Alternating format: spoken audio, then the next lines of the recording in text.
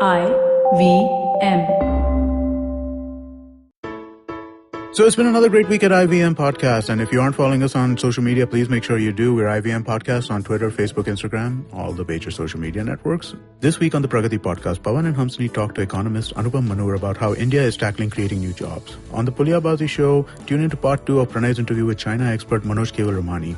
On Simplified in a Shorty, Shrikesh, Chuck and Naren give interesting tidbits about the qualifying round of the 2018 World Cup. On Cyrus Says this week, Cyrus has a conversation with friend of the network Vivek Kaul about the economy. On Who's Your Mommy, Veda and her friends discuss the strange and disturbing questions they've been asked by their kids. On Keeping It Queer, Naveen talks to non-binary Instagram sensation Dan Rebello. On Varta Lab last week, Akash and Naveen exchanged some hilarious stories with Balraj Ghai, owner of the Hotel Intercontinental and The Habitat. And with that, let me get you on to your shows. When I say TED Fellow, Yale World Fellow, scholar at MIT, startup entrepreneur, top executive in a large corporate,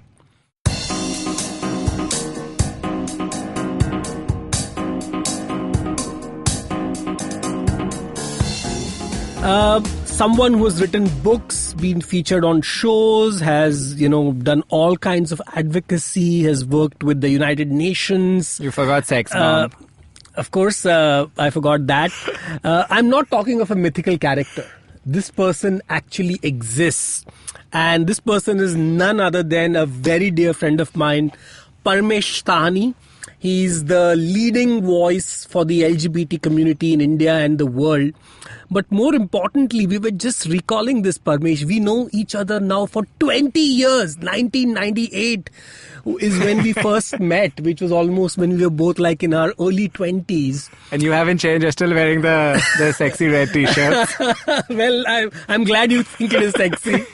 So this was like your first startup, right? Fresh lime soda. So let's talk. Let everybody know about this startup of yours. It was a long time ago. It was the early age of the internet. Even before that, I remember going to Vijay Mukhi's house and Vijay Mukhi, the great man. The great Vijay Mukhi, going to his home, going to Shami Kapoorji's home. Of course, they are the Internet Association. They had created this Internet I'm going there and then them sharing the internet with me, and the day of dial-ups and the choo-choo noise would come, and then everyone would be so excited. And because there was this meeting used to happen in the VSNL office. Correct. The Internet Users Club of India. IUCI. I was a member of IUCI too. So was I. So those were very early days, and no one knew, of course, at that time.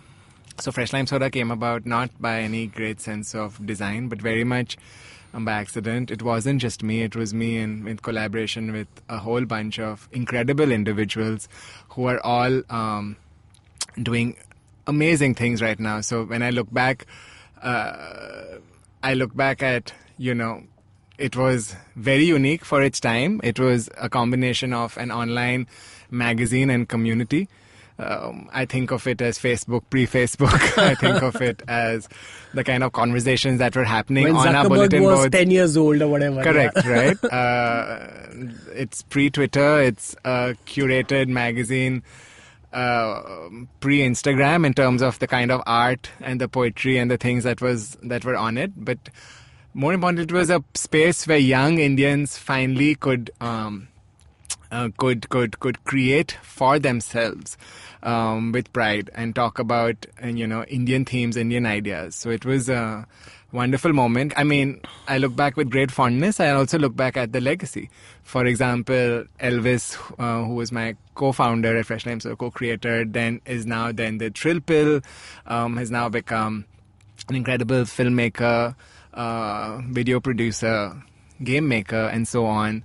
I look at some of our writers, Raghu Karnad, who was in school. We spoke about Nikhil Pava. Nikhil Pava, was part of this, who was one of my writers at Fresh Lime Soda, then Nikhil went on to found star, Media Nama, and years later he's doing incredible work to save the internet. He saved the internet already. Correct. Now he's trying to save privacy. Correct. Raghu, so many years later, went on to of course, write this beautiful book, do some of the most important reportage in our country, and has co-founded The Wire.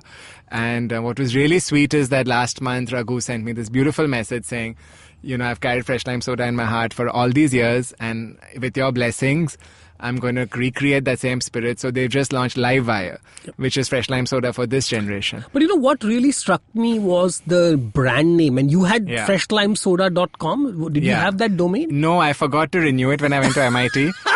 And then I think someone squatted on it and they sent me some messages saying, pay us $1,000, you want it back. And I was like, I didn't. Yeah, because that was it is such a premium domain name.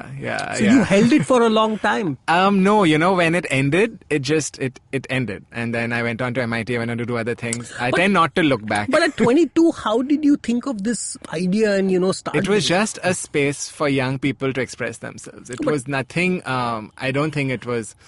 I think when I look back and I connect the dots, I think my entire life has been about wanting to create spaces and opportunities for people to express themselves. And as a result, we form communities. So my life has been about connections and communities. And the way I do that is through communication. No, but, at that time, parents would be ki bhaiya padhai karo or do some business. You come from a Sindhi family. Yeah. Business is in your blood, right? Somehow. Well, thankfully, no. Thankfully, my parents are working. No, my point is that, especially, right? Or being... No, they didn't. I mean, that way I've been very blessed. They didn't interfere. They've always been saying, support, even though they may not understand what I do often. They've always been very supportive. But you grew up in South Bombay, and how did life in South Bombay... I was hoping you wouldn't bring... That's the part of my sordid past I try to hide now that I'm in Vikhroli. Well, you have made Vikhroli the hip part of Mumbai is what I keep talking about. South Bombay is now so boring sobo for me, along with bourgeois Bandra. But luckily we stay in cool parts. Yep. Like, Chopi, chill Chembur. Yeah, Chembur is the center of the universe now, right? And with sexy the Eastern science. Freeway. And sexy science. So, we're in the cool part of the city, but like... Viva Vikhroli. Viva Vikhroli, yeah. Yeah, but I have a sordid past. Everyone does. And it involved going to school in South Bombay in Colaba. I went to school at St. Joseph's Colaba, which is actually at RC Church, which is the southernmost tip of the city. Yep. And my friends were all either from their parents were in the Navy or the military or TIFR, which was right next door. But what was amazing, it was an SSC school. Even I studied SSC. Yeah. So in 7th standard, my fees were 7 rupees per month. In 8th standard, my fees were 8 rupees per month. And I think it was a very different city because, right? I mean, my friends... I tell my kids that, what is their yearly fee in their current school is what I probably paid less than that for my entire... For your life. For my life. Yeah, no, and for me, what I learned most was about just valuing people for who they were and not where they came from. And I think that's really, really been very useful to me. Because in life I've gone through so many ups and downs. At one time, Fresh Lime Soda was doing very well.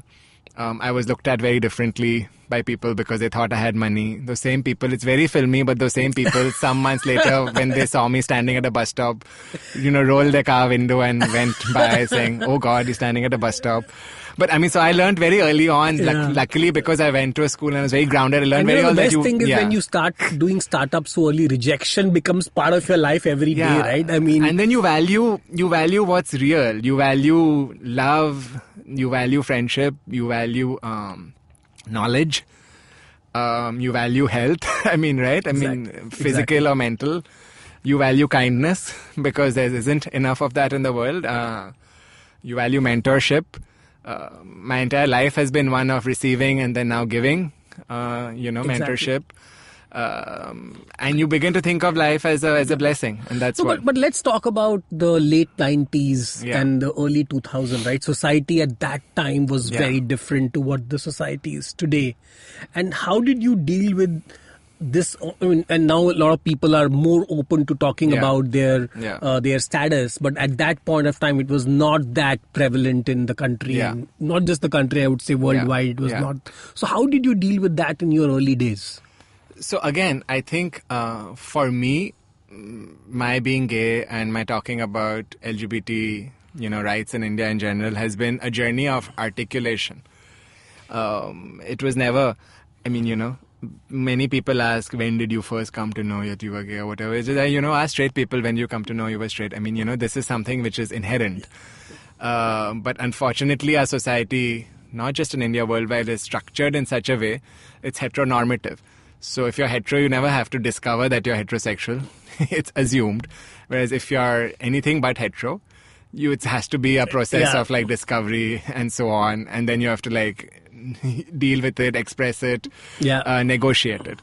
So in my case, I always knew I was gay. I was very comfortable with it. I mean, it's very simple, no? Like some people like apples, some like oranges, some like blue, some like green, some write with their left hand, some write with their right hand, some write with their feet, incidentally. Yeah. Some people are straight, some people are gay, some people are bi, some people are asexual, some people are trans. There's a range of It's a spectrum. It's a complete spectrum. So with me, it was never a question of being gay.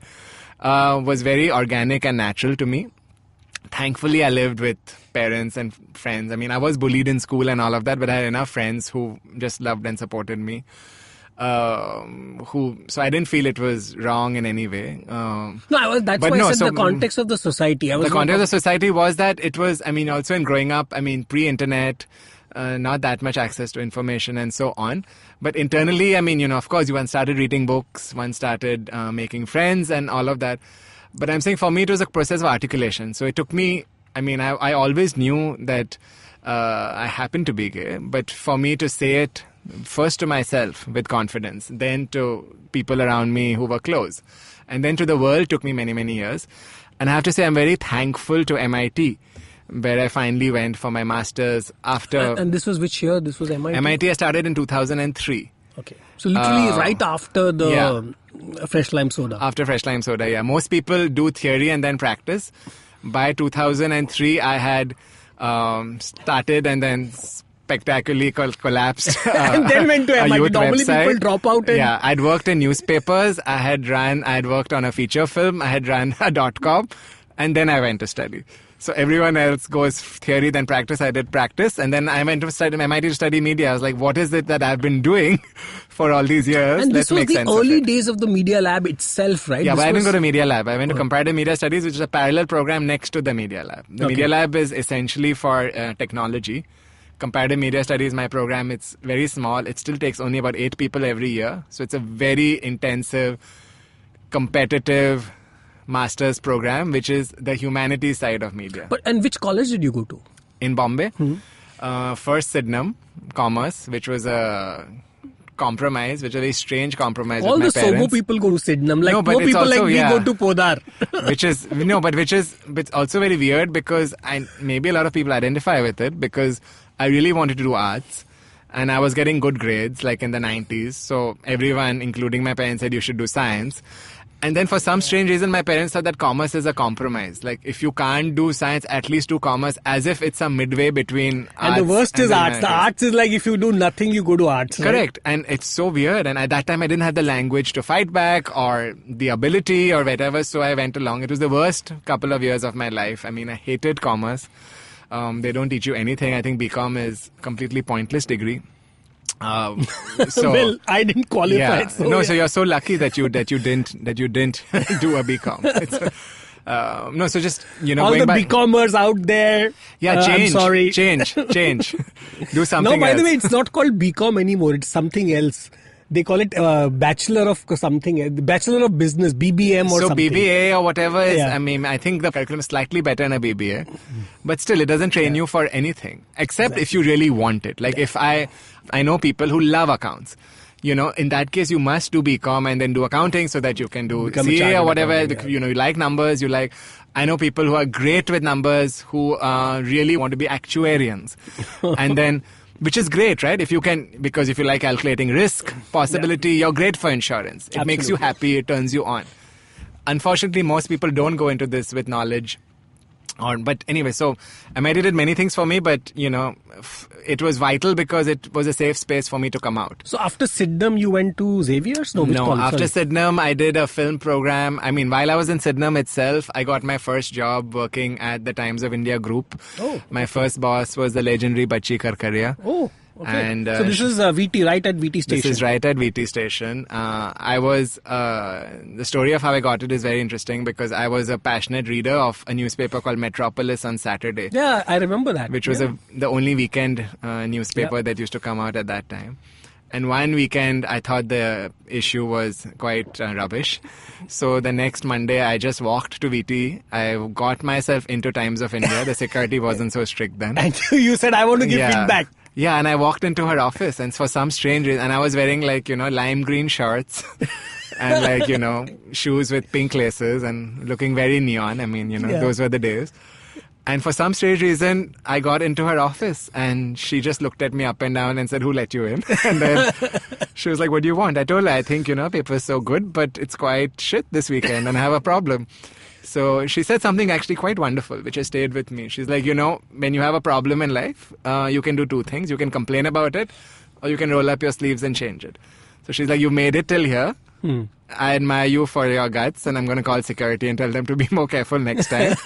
But if you have an issue with my paper, do you want to stay on and help make it a better newspaper?" So she offered me a job on the spot. This young college student who didn't, right, with nothing except, the courage that I had to go into her office. No, but this is the point, right? This is what differentiates you and everybody else, right? So people right now suddenly think that they are on Twitter or they are online, and for them doing a retweet or liking somebody is changing the world. Yeah. To change the world, you need to be action-oriented. You need to go there, end up, and then they say, "Okay, be part of the solution, not part of the problem." Correct. And that is the story you just narrated, right? You saw a problem, you just didn't sit there and said, I just put my hand up and said, let's, I spoke up. And then she offered me this job. I took it. Some months later, I asked her, I said, I had no background. I was like, "Why did you hire me?" Because she was like, "I liked your attitude." She's like, "Skills can be taught, but attitude, really can't. You have it and you don't." And she was like, "When you hire people, if you have the right attitude, everything else can be. Attitude is the main. And I hire people now completely based on that. I mean, I've hired lots of people since then, and skills we can always teach them. So Times of India, you worked for how long? That was for a year. Then I gave my TYBCom because I was still in college. And you had to finish your graduation before you go to masters. Yeah, no, I had to just finish my BCom because I wanted to get it out of the way. Then I worked with Elle, the French fashion magazine, which had just launched in India, and discovered the fashionista inside me. While working at Elle... Well, your fashion sense is legendary, right? Oh, you should be happy. I'm in this month's GQ 100 most stylish people in India list. Of course, we know your style, yeah. Yeah, it's fun. Finally, GQ discovered it. Thank you, Che and GQ team. Well, they always thought you were Elle and they compete, right? Elle was many years ago. Now I belong with everyone. Okay. All the fashionable people out there. So then I helped, it was the first year of Elle, so it was a very exciting time because we were in a sense defining the market. At that time, magazine market was very much femina and that thing, and suddenly Elle was French, fashionable, global. And this Cosmopolitan had also... All that came much later. Okay. So the team that was in Elle originally, you see where they've all gone, like Anaita, then, many years later is a star at Vogue. Narendra Kumar Ahmed, the fashion editor, became, a designer in his own right. So that early Elle team has been quite amazing. So it was fun to do that. I was very young, so I was like... And did you travel a lot to Paris or... No. This is purely India. No, this was in India. But it was great fun. While there, I met Nagesh Kokanur, who had just made Hyderabad Blues. And that was quite a movie, man. Which was an amazing movie. And for some reason, he's just not been able to create that magic again, right? Well, he's done a range of different things. Yeah. And I like that he's trying with different genres. He's done different things. Like Iqbal is a very different film, for example, from that early rawness or that madness. So I liked his energy, and I wanted to spend the first few years of my professional life trying out different things. I knew that I wanted to be in media. While at Metropolis, incidentally, I'd helped run a youth page, create a community around it. So I knew that I wanted to be at the intersection of producing media and building communities. I knew that. And 22 years later, still doing that. But I said, let me give films a shot. So I assisted Nagesh on Rockford, which was his second film. I think I was a complete disaster. I was a very bad assistant. I don't remember this movie, actually. It's about life in an all-boys boarding school. We shot in Salem. We shot in Hyderabad. It was, again, very low budget. But it was an interesting experience. What it taught me was that I suck at assisting. I'm very bad with films. But what made you quit a magazine and then just start directing? I wasn't directing. I was carrying chairs. I was wiping children's running noses. I was carrying chairs. I was forgetting to bring calendars but that were needed for scenes. I mean, it was very much. So was it because you wanted an opportunity to work with to Nagesh? No, I wanted to see what a film set is like, And I think your early 20s, I mean, if you can, should be about trying different things. Experimenting everything. Yeah. And that was you moved to Hyderabad basically. No, so we did it. I mean, it was very low budget. We did the casting from my parents' flat in Colaba, if you can imagine. And we shot in Hyderabad and in Tamil Nadu. Okay. I'm very grateful because it made me realize that I'm not cut out for films, at least at that point in my life. I'm not cut out for that kind of system. And then when did you apply to MIT? No, so then after that, then Fresh Lime Soda came. So then I was like, what am I good at? I'm good at connecting people and building communities. The internet is just launched. And you were all of 22 or 23? I was at that time, yeah. And by that time, most people have not even graduated. Yeah, so by the time I went to MIT, I'd lived multiple lives. I had done multiple jobs. No wonder you were like one of the most qualified candidates for that course. Yeah, so MIT was good fun. I mean, I got... but applying to MIT, like sitting out of Mumbai, suddenly Sydenham College, it is not like you were... Yeah. Suddenly, how did you think of MIT? What got you there? So honestly, I didn't even know that a place like MIT exists. I was looking... You have to remember, this is again, there's not internet. You have to go to US consulate and look at those fat books, those for books, example. Exactly, yeah.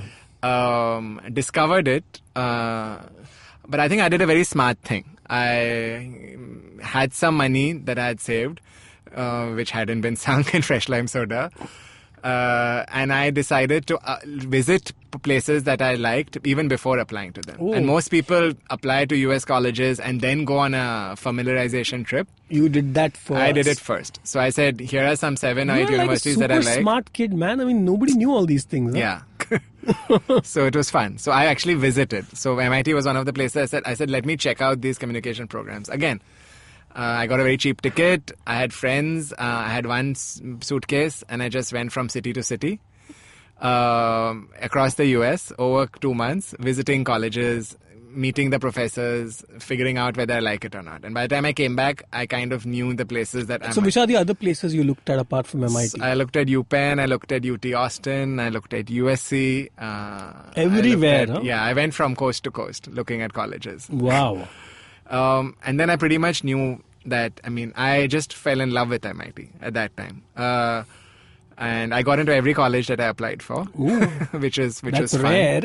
Which was fun. And then since I anyway really liked MIT very much, I liked the smallness, I liked the intensity, I liked the humility. Of course, now it's a little different environment in MIT that they have got flushed with so much money from... Yeah, but the people itself are still like, when I was there, I was in a elevator, I think even when I visited, and there was just someone amazing. There's this actually old professor-looking kind of person carrying a cello or something next to me in the elevator, and who saw that I was coming, held the door open, smiled. And then afterwards, when we got off, and then when we went to our floor, the person next to me said, he just won the Nobel Prize or whatever. And I was like, oh, okay. That's the thing, he's right? so sweet, right? But MIT is full of people who are just like super sweet, generous, humble, accomplished, but wear it lightly. And it really fundamentally different, say, from Harvard, for example, or like a Yale, both places where I've happened to study later in life. But the energy of MIT is fundamentally different. You talk of Harvard, Yale, MIT, like, koi idhar ke chote-mote No, it's a privilege. Right? It's a privilege. It's amazing what you've been able to do. But it's been an amazing journey of knowledge, as I said, and I value knowledge very much, and knowledge not just for knowledge's sake, but knowledge as a call to action. But you use it, right? Your degree in communication and what you're doing today. Oh, it's fundamental. So to get back to what you asked about being comfortable LGBT rights, with being myself as well, it's all because of MIT. So when I finally landed up going to MIT, the first week I landed, I also just hit the ground running. I reached MIT and I was like, I want to organize the biggest South Asian LGBT festival ever on the East Coast of America. It's not like my plans were less ambitious. And this is really fresh off the boat. Who's this guy? Yeah, they were like, who's this guy? But what was amazing is that because I said it, this is what I want to do, and I started meeting people, the world opened up.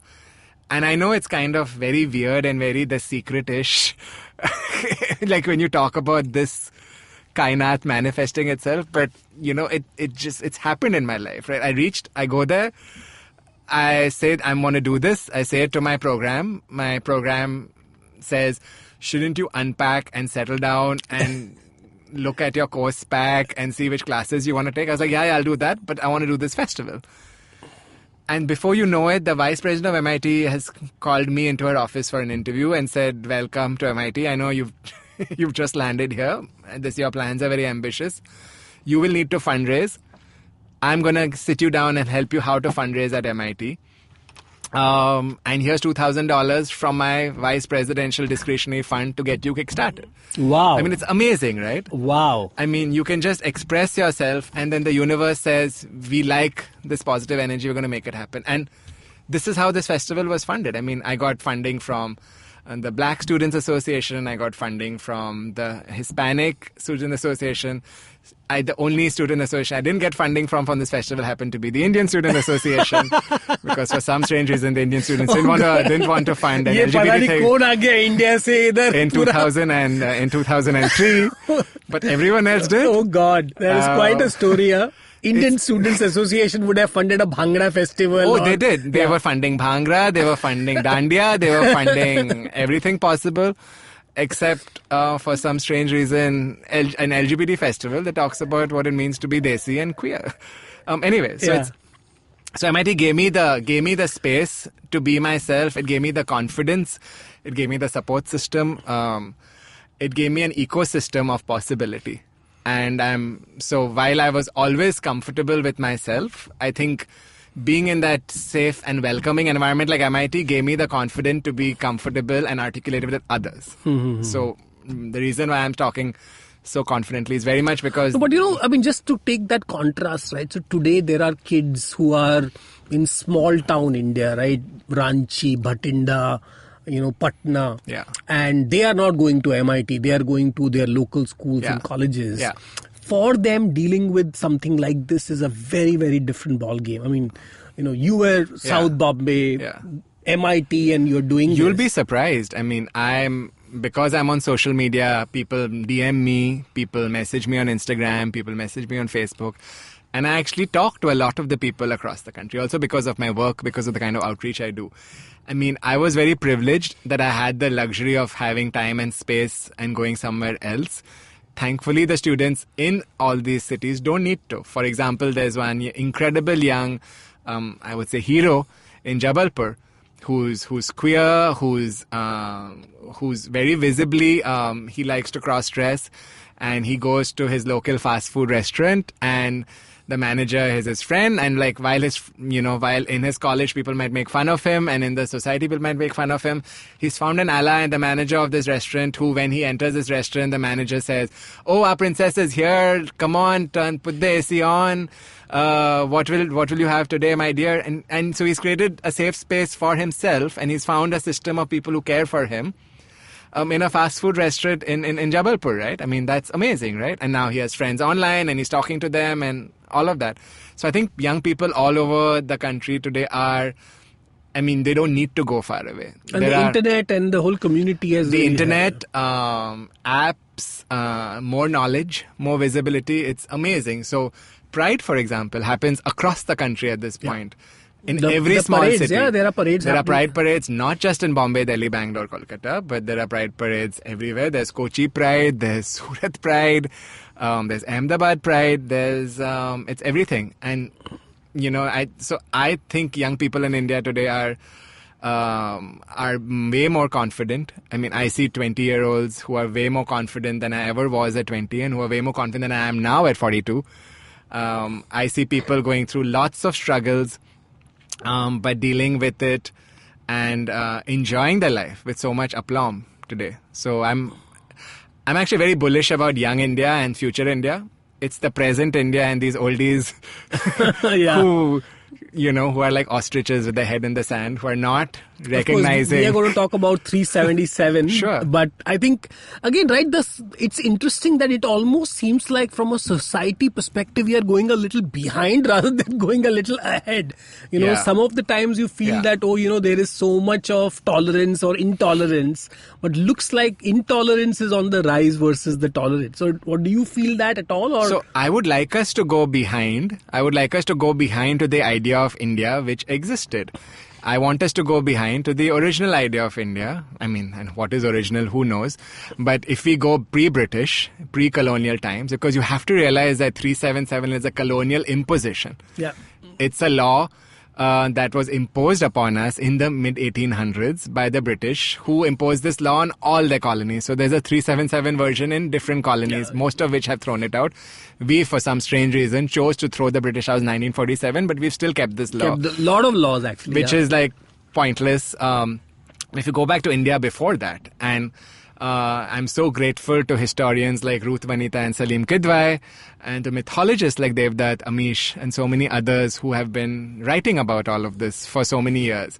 Devdutt in particular, because, I think Ruth and Salim's books, like, history students, anthropologists read and all, but someone like Devdutt, when he writes so about openly mythology, about how Indian mythology has always been plural, accepting and inclusive. Yeah. In a book like Shikhandi, for example, he shows queerness in all its magnificent manifestations. So if you want to go back, I would love to go back to an idea of India. Transgenders are part of our culture. In every family, a boy or anybody born. Transgender, gender fluidity. Yeah. And we've always been accepting of difference in India. So I'm very happy if we go back. If we go back to an idea of India where we include. The problem is that we are not going back to that idea. People want us to go to an idea of India which is fundamentally against our very grain. It's against our very grain as people. It is fundamentally against our very grain of this land of inclusivity. But maybe these things are constructs. It's also fundamentally unconstitutional because our constitution says that and we can believe in our constitution because it's something that, we fought for all these years and we gave it to ourselves. A constitution gives everyone in this India multiple rights, including now a right to privacy, which there was a landmark judgment in the Supreme Court recently. And right to privacy supersedes everything, basically. Correct. Right? Yeah. So I fail to see how, given that we have this history of inclusion in our country, given that we have, laws that support LGBT inclusion, why something like 377 continues to stay. I'm very hopeful that now that it's at a review petition, it will be thrown away. But I think doing away with 377... My point is it won't be thrown away that easily, given that there are so many... It's become political more than anything else. No, I don't think LGBT rights are political in that sense. I think people... it's not a political hot-button issue. I think it's a non-issue, unfortunately, in the mainstream. If it is not political, then why... the point is that this should have been cleared much earlier. Completely. So in this case, I really wish... I think the Delhi High Court did its job in 2009. It did away with 377. It's really unfortunate that the Supreme Court had to overrule that judgment. But we are waiting for, for sense to prevail and for this time for the judgment. And when is it coming up next? We don't know at any given time. It can just happen tomorrow. It could happen tomorrow. But the point is 377 has to go. There's no... It will go, whether it goes tomorrow, day after tomorrow, etc. That's not the point. The point is in really making people understand that including and accepting people is part of our culture. It is Indian to include. It is Indian to accept. So if you have a son or daughter who happens to maybe love someone from their own gender, it is Indian to say, tell me about it, I accept you, you are ours. By pushing that son and daughter away and you're being non-Indian. And I think we have to make that mental shift. No, I think that is where, the propaganda which is coming up, right? Yeah. That, this is not against our culture. Yeah. It is against nature. See, now that nature and science thing, so you can argue by showing articles and by whatever. It's against nature means if you look at nature and so in biodiversity, plants, animals, there's queerness There and are a million everything. examples, yeah. It's Prakriti. Exactly. And Prakriti is diverse in its in its in its essence. I mean, that's what it is. So it is scientifically very okay. It is every major association all over the world, whether Indian psychiatric or whatever, has said that it's very okay. It's normal behavior. It's an orientation. So how do you change? So, I mean, the scientific arguments, we can make. But it's against our culture. I'm getting very, very tired of, because it is in our culture. It's against our culture to discriminate against people for being different. So I'm hoping that at some point. The Vishal Gondal Show will be right back after this break. Are you just bored of doing the same old things in your city? The LBB I Found Awesome podcast is here to give you top 5 things to do every week in Mumbai, Delhi, Bangalore and Pune from your go-to local recommendations platform across new restaurants, events, budget shopping, weekend getaways and lots more. Episodes out every Thursday on the IVM app, website and anywhere you get your podcast from. So let's little go back. So you finished MIT labs and then you came back in India 2006? 2006. 2006. And then you ended up with a job in a major corporate. This was so I worked at Mahindra for a couple of years. I worked on a bunch of experiments at Mahindra, based around making India better and cooler. I mean, it's a very broad mandate. So tell me, how did you convince Anand Mahindra to hire this kid? Oh, he convinced me. It was the other way around. So how did he convince you to join Mahindra? I knew him and we met up in Boston, and he was like, I mean, it was a moment of, I had just seen Swades and, I'm a sucker for Bollywood. So, with Bollywood. And that movie was epic, man. I think that movie has changed many people's lives. Ringing in my head, and then he meets me for dinner and says, what are you doing with this MIT degree? Come back. And I was like, I'm okay. So many years later, I still don't know if it was the right decision. No, I think it is absolutely the right decision. But then I came back and I was like, what am I going to do? And he was like, you do what you want. So I ran experiments. So I worked at Mahindra. We started a venture fund. And so I became a venture capitalist from being an entrepreneur. I was on the other side. I started looking at funding companies. We ran internal entrepreneurship programs for the company. We ran a bunch of... And I know Mahindra does this amazing...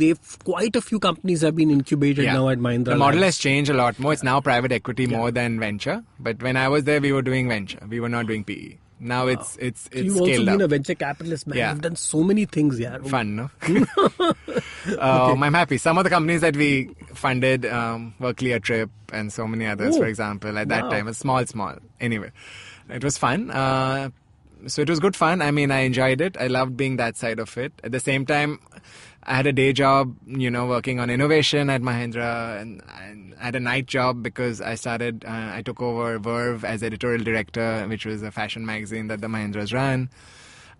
So during the day I was funding companies. During the night I was kissing supermodels. It was, and then of course, it's a hard life. I wish everybody had a hard life like this. And then, of course, a bunch of things happened in 2009. I mean, first the world economy crashed in 2008, but 2009, a bunch of things happened. I mean, Obama got elected.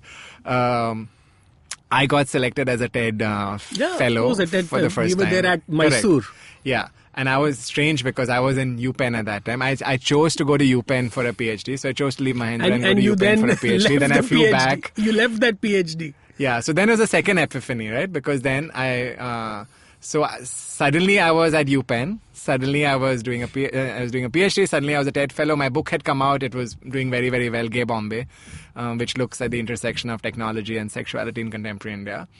And a very dear friend of mine died because of a heart attack at age 39. So a bunch of things happened. Yeah. And just on that topic, right, he is one of those cases which everybody gets a WhatsApp every year on. Yeah. Ranjan, who was managing director of SAP. He used to run SAP, yeah. So he used to run SAP, super fit, super healthy, and then... Yeah. These things, these things happen. It's random. There are...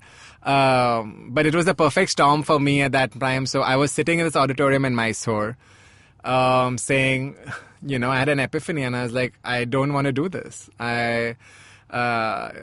I looked at my life behind that had gone by. I remember that TED specifically because it was in this Infosys campus and Which they had is so this surreal. amazingly green grass and they said nobody can step on it. Yeah. And we purposely went on top of it. This is one of the But most... also Epcot Center and all these interesting buildings. And I was I thought I've come from America, but I landed in Mysore and I reached the Epcot Center. It was very surreal. So a bunch of things happened and I was sitting there and I was I don't want to... I've chosen to go back to dig deep because a PhD is essentially you dig deep into a field. I was actually, I think the most value that can come from me in this world is to spread my net wide. And when I looked back at the VC experience, I looked back at the entrepreneurial experience, I looked back at the media creation. And I realized that... And you wrote this book when and how much time did it take you to write? It was my master's thesis at MIT. So that thesis converted into a book. Converted into a book. Most of my other classmates published 50 to 100 page things. This was one 300-page thing. No, and when you talk about technology and being gay, how is this connected? Sorry. So it's a book that was called Gay Bombay, Globalization, Love and Belonging in Contemporary India. It looked at the creation of a particular online-offline group called Gay Bombay, which started off as a mailing list in the day of listservs, and then became a Yahoo group, and then spun off into an offline, vibrant, thriving community. And technology was connecting. Yeah, so I looked at how the internet, the arrival of the internet, and subsequently mobile phones led to the imagination and create. And now, how big is this group? Thousands of people across the world. Wow. But linked to desiness, gayness, and Bombay City. Okay, this is only there needs to be a Bombay linkage. Yeah, it's an online community which then spun off offline into so many different ways. So, for example, parties, parent group meetings, etc. It's a full thriving community. And I argue about how... So the book historicizes LGBT Indian history. This magazine also. Were you part of that? Ashok Rokavi? No, Ashok is a legend. He's someone who has kickstarted the queer movement in our country. It's called Bombay Dost. Bombay Dost, and Humsafar, which is the trust, which is the foundation, which is extraordinary work. No, so I looked to them for guidance and research. I got a lot of articles. Very few people in this country actually collect. I mean, we don't have a queer history as such. So I'm very glad that the book has led to, it's part of now the queer history canon of our country because it looks at the creation of this group, but it also historicizes the LGBT community in India. No, and I remember there are many kings and there are many princesses even in the 1800s who were openly gay and there are talks about it in many scriptures. Yeah. So the book is not history though, the book is anthropology. So it looks at life, say from the 80s onwards till the mid 2000s, which is... So it's very exciting, loved writing it. Was very grateful that the moment I finished a master's thesis, I found a publisher, Sage, who published it worldwide. So I'm very, very actually proud that it's in every major library in the world. Major library in the world. Because it's in every major, it's an academic book, so it's a reference book. And over the years, it's been used as reference in countless other books, theses, so many things. So it's been good to have contributed to the community and to the movement by writing something. Amazing. Of course, now I do it in different ways. Amazing. So that got you to Mahindra. Then you became a... No, so it was an interesting year, right? So suddenly this book is out. My friend is dying. I'm a TED fellow. I was like, what does this all mean? So that epiphany was that I have to spread my net. My value lies most in being a dot connector. And so that's how the next journey began, of saying all this has happened and I want to connect dots. And actually that was the genesis of the Godrej India Culture Lab. And you joined Godrej in 2010. Yeah, so then I went back to America. Of course, UPenn wasn't happy. They were like, we love you, but don't come back.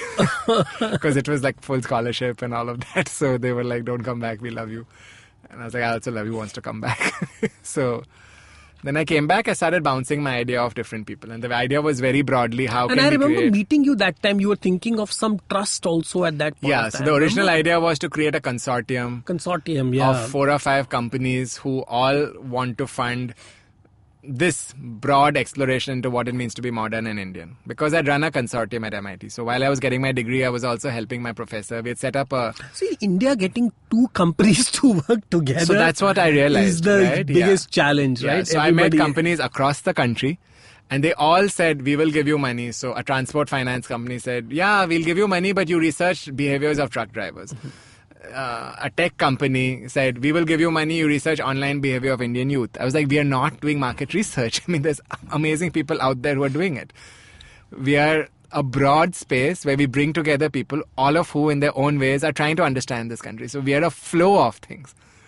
And you can't fund specific things. You have to fund an idea broadly. It's like a think tank. This was literally a think tank you were putting together. It was very much, I mean, that was the original thing of being a think tank. We've evolved over the years to be a space for amplification, to be a space for different kinds of production. So the only person who actually saw the potential in this was Nisa Godrej. And I'm just so grateful. Sandeep Murthy, who I had worked with earlier because he was Kleiner Perkins and then Clear Trip. I was bouncing, I was telling Sandeep, no one seems to be getting this.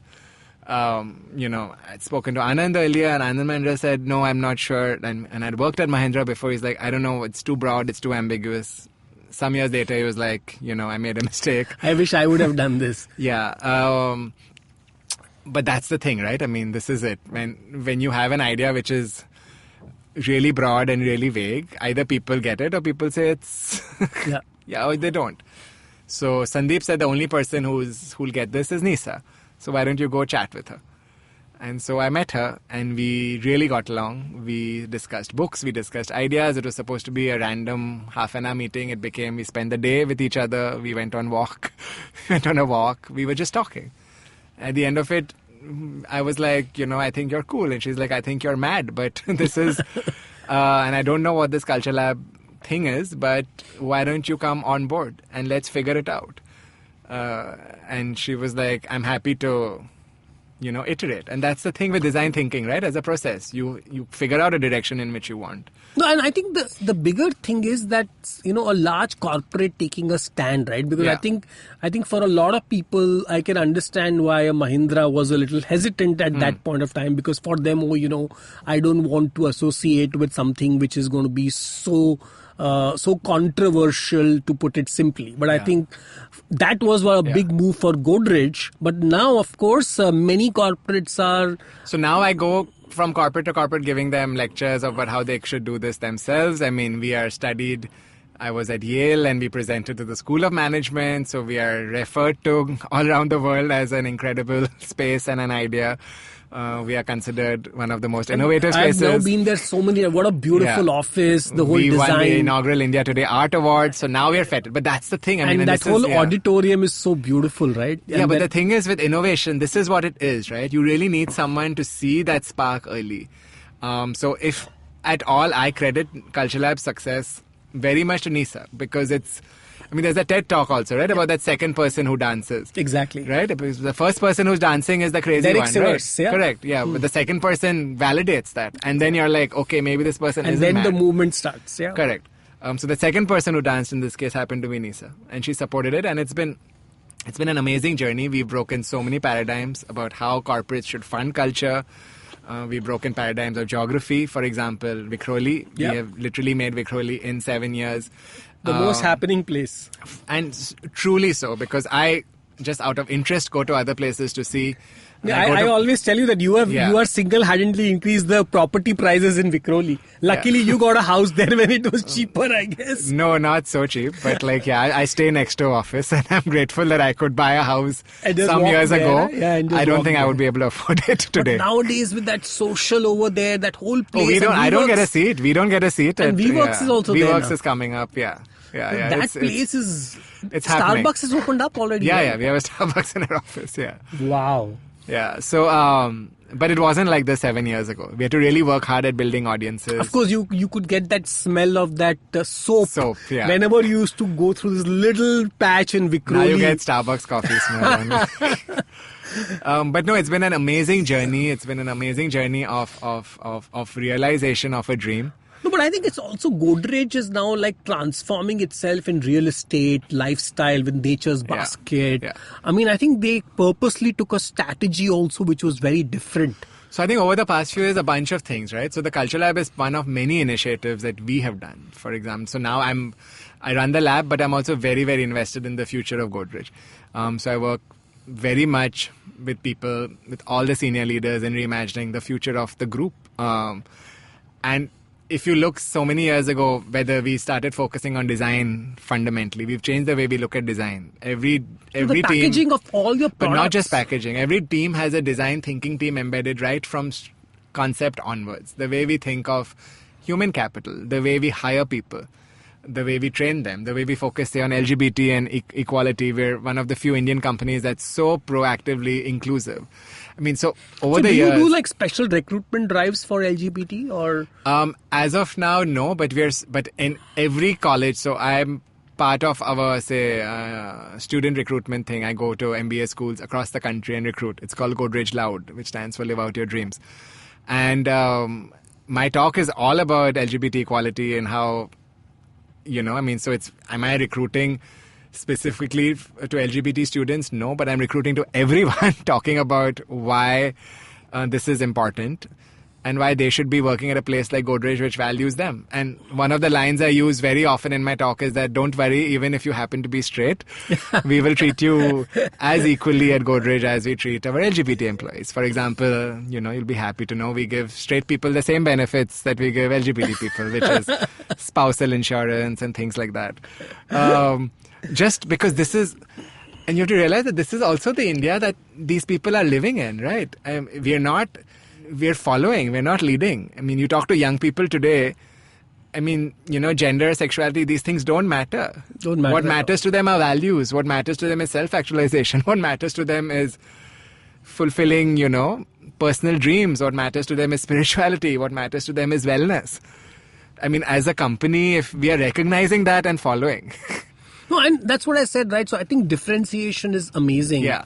And I think with Culture Lab, Godrej is really standing out as a beacon in this whole, because corporates are boring. I would say with everything we do. Yeah. Culture Lab is a strong component of it, but because it's not just the Culture Lab, it's a bunch of other things.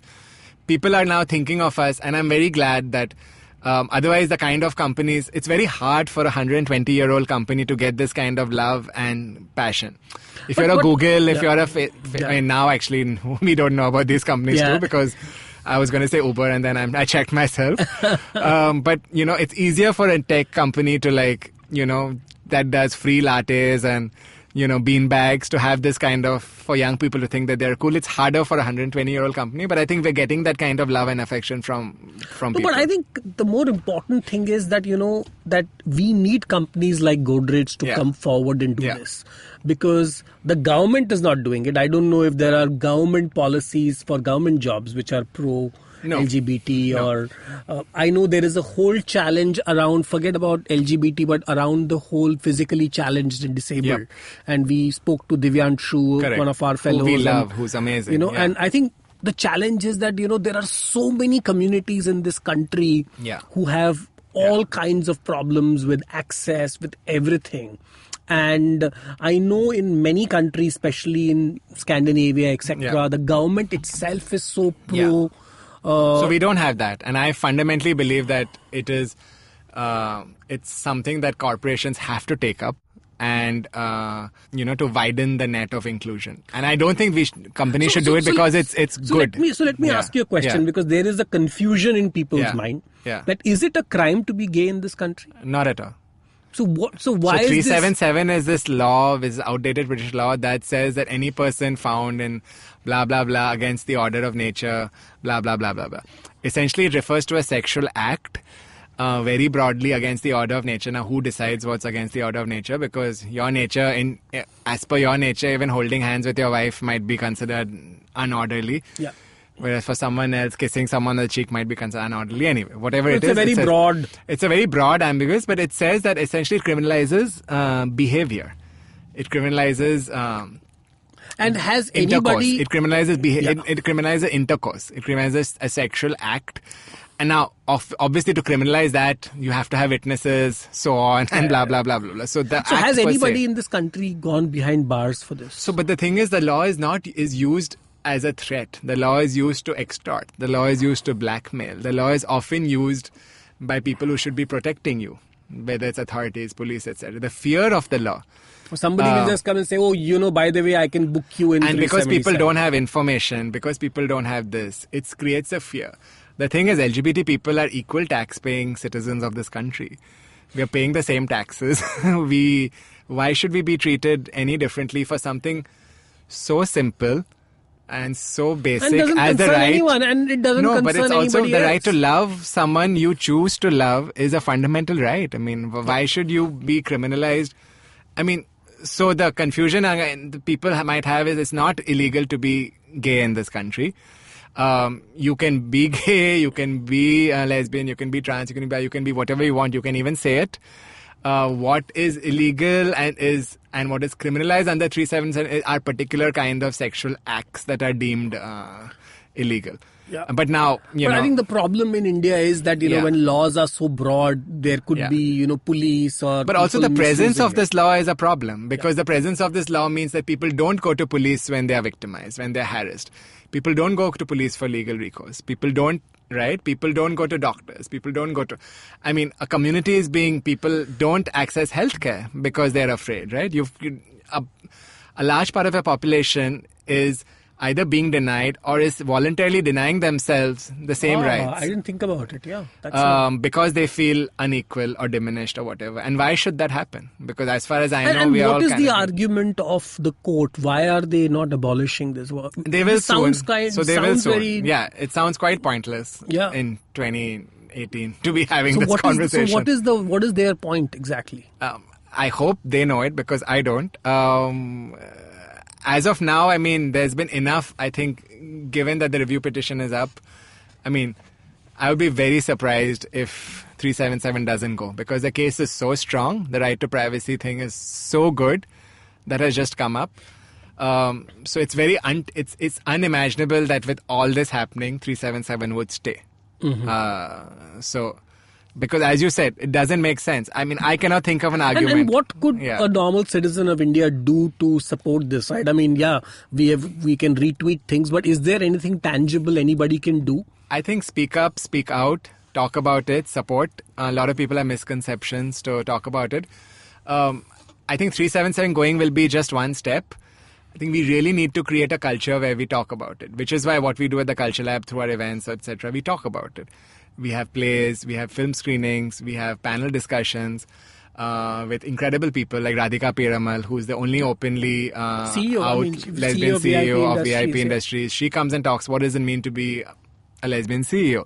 The more we talk about it, the more we make people understand that LGBT people have the same rights. No, and the They're best thing same. is today's kids. So my sons Yeah. both look at this very normally. For Correct. them, Yeah, what does it matter Yeah. who you love? I mean, right? I mean, I think the kids of today's generation are very different. I think Yeah. they look at the world because they're exposed to yeah. internet. So what we do is we YouTube. should talk about it. We should stand up. If you see someone being bullied, teased, harassed, don't accept it.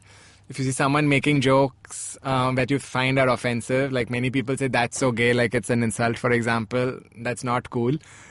Being gay is kind of cool. It shouldn't be used as an insult or whatever. I think speak up, read up about Well, it. in the US, Yeah. neighborhoods where gay people live Yeah. is more expensive. Everything Yeah. there is considered more higher end. So it's actually... So Vikhroli, no, it's becoming. Yeah, exactly, right? So Vikhroli is what you are really trying to build in that sense. But what can we say? It's happened already. absolutely, right? With what Yeah. Vikhroli is what now? Some 30,000 rupees a square feet? I don't know. I looked recently. I couldn't get a flat.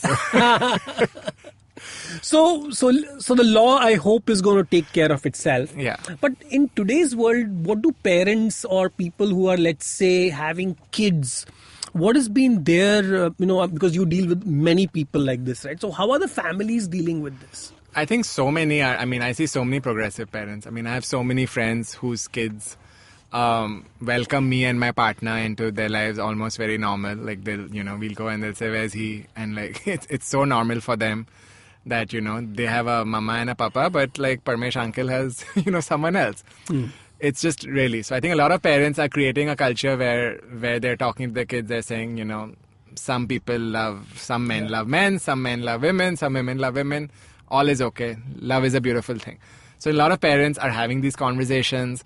I think storytelling is a great way. So there was a dear friend when her daughter is now 10, but when she was 5, we were having this debate, and her favorite thing was Rapunzel. Her favorite fairy tale was Rapunzel, and I was like, I don't like Rapunzel very much because And she's a 5-year-old, but I mean, she was 5 then, but she was still a very good debater. And I was like, I think Rapunzel is not feminist.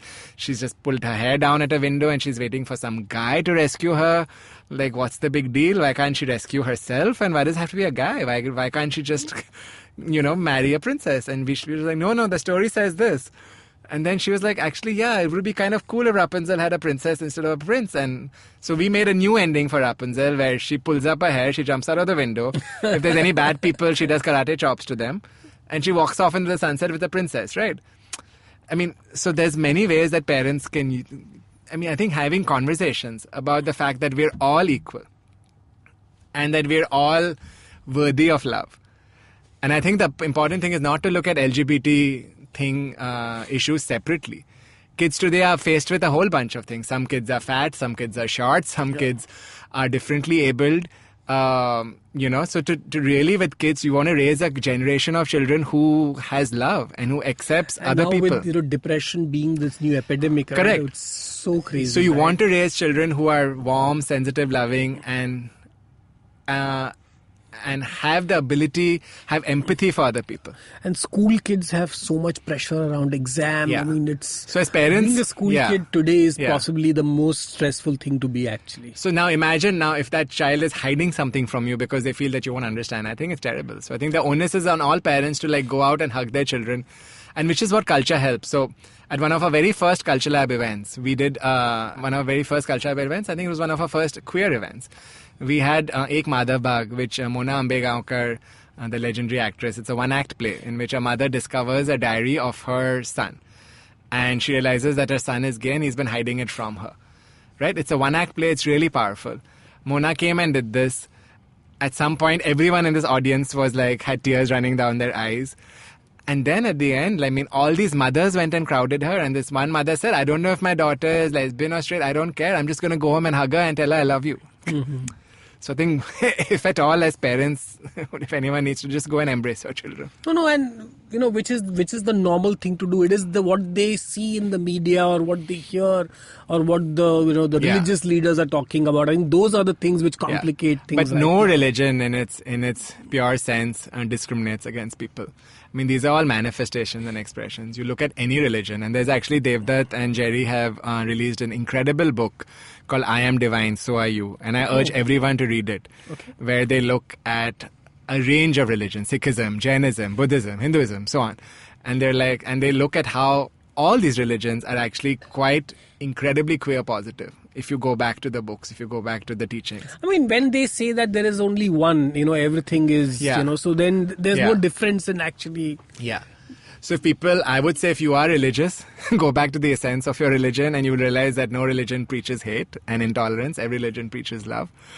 If you're constitutionally minded, you're living in a country in which everyone deserves... We are secular, right? Correct. That itself means no religion. So if equality is the part of it, so be it. But I actually firmly believe that I think other stakeholders have to play a role, which is why one of the things I'm excited about is that working with the UN. For example, some years ago, the UN...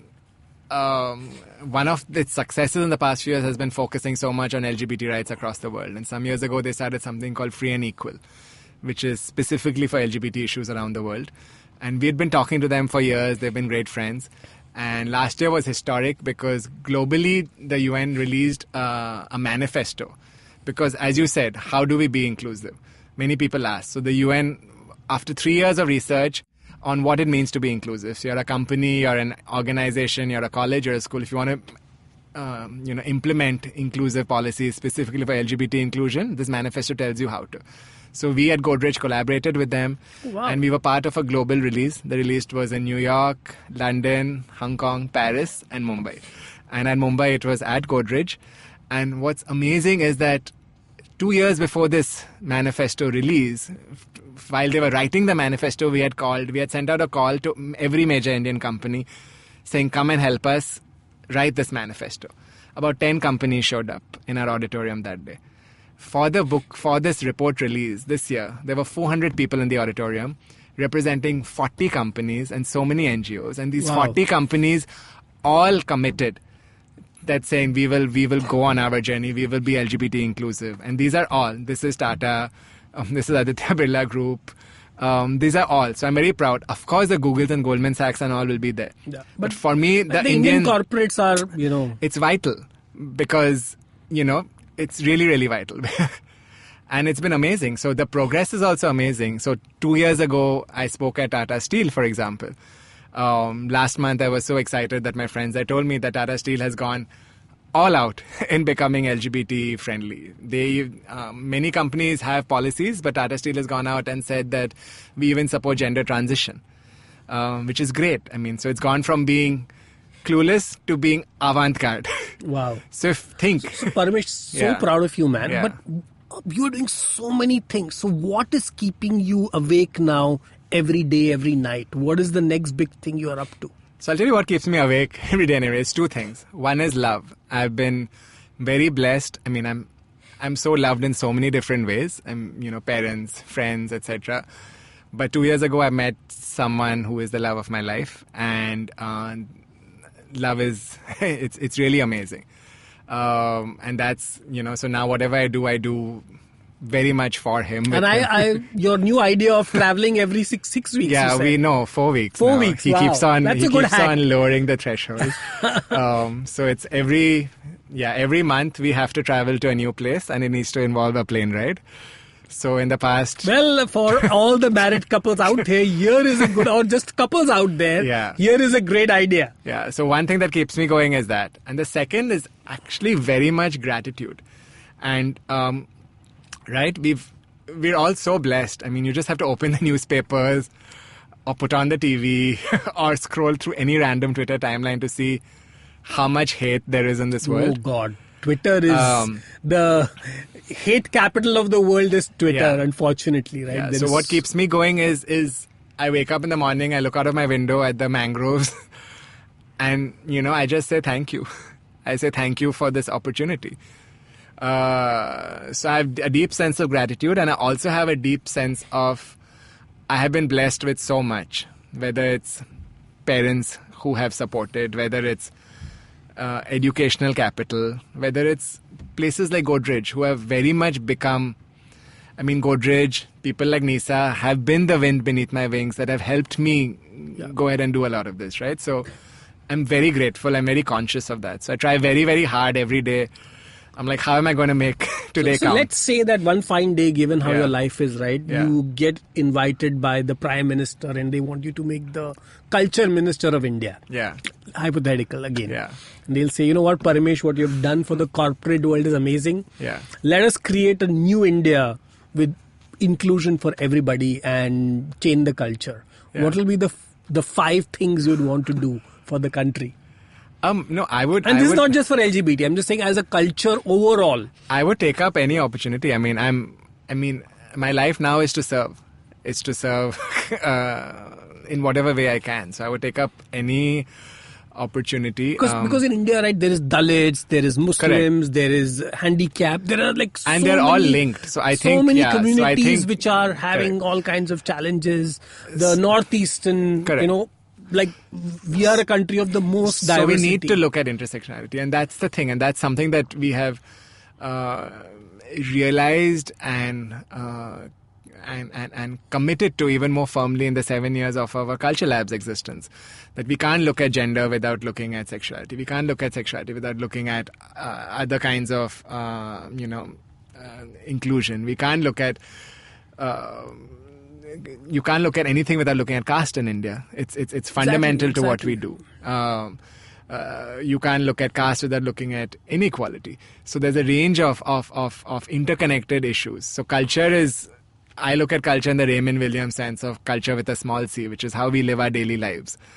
And how we live our daily lives is an amalgamation of all these things. So I would, if at all I would do something, I would say, the yeah. student revolution at JNU, right? No, that's Yeah. a completely other side of diversity which we are seeing in India. right? Completely, and with very, very valid points, speaking up. So there are people whose work I really admire who are working at these intersections. So people are working at the intersection of caste and sexuality, which is incredible work coming out. People are working on Divyanshu, for example, who works at disability and adventure sports. Yeah. I mean, it's wonderful, because why should we always look at disability through the lens of Pity patronage and pity And why not through the lens of Well, opportunity now he and is going flying? to Khardungla for his next Correct. expedition, which Yeah. is going to be exciting. Yeah. Yeah. So I like working at these intersections. So if I ever get an opportunity to serve at any level, I will be very, very aware of the fact that it is intersectional. The Vishal Gondal Show will be right back after this break. Why don't we talk about mental illness? For that matter, we don't even talk about emotional wellness. And if we can't talk about either of these basic, very basic aspects of being human, what do we do when we just feel like something's not right? Hi, I'm Zain, And I'm Avanti. and this is Marbles Lost and Found, a show where we invite conversations about mental health and illness and just get people to talk about it, because it's okay to do so. Catch Marbles Lost and Found every Tuesday on the IVM app, website, or anywhere you get your podcasts from. What are the 5 policy changes you think which needs to be made in this country? I don't know if I could do 5 policy changes, but I would really. Or let's talk about 2 policy changes. Firstly, I think culture is very underfunded. I would really fund culture significantly. And we have enough data to show that. For example, A friend of mine, Yeah. recently I met him and he was telling me that India doesn't have a history museum. yeah. The Museum of History of India Yeah. is there in London. There is no place in India which chronicles our history, which Yeah. was kind of surprising to me. Yeah, and it's unfortunate because there are incredible individuals across this country who, in the past few years, have built amazing museums. Ahmedabad has a museum of conflict, a conflictarium. And you did this whole partition. We did a partition museum for a few days. Tell me a little bit Yeah. more about that partition thing. That was amazing because, again, Yeah. my family also came from Rawalpindi, my grandfather. And so did mine. I'm yeah. Sindhi, right? So both my sets of grandparents.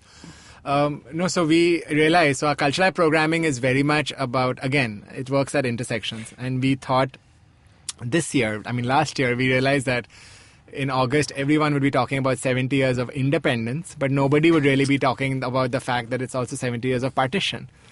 And so we said we really have to address the fact that independence came at a very heavy price. It was the largest migration in human history. And number of people who died. The number of lakhs of people who died, separated, and the fissures of that still continue to remain.